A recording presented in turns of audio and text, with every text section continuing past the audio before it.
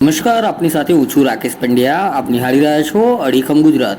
મહીસાગર જિલ્લાના લીંબડિયાથી મૈયાપુર જવાના માર્ગ પર એક પીળા રંગનું ડમ્ફર કાનેસર ક્વોરી તરફ જતું હતું. તેવામાં બે વૃક્ષની વચ્ચે રોડ સાઈડે ઉતરી પડતા અકસ્માત સર્જાયો છે.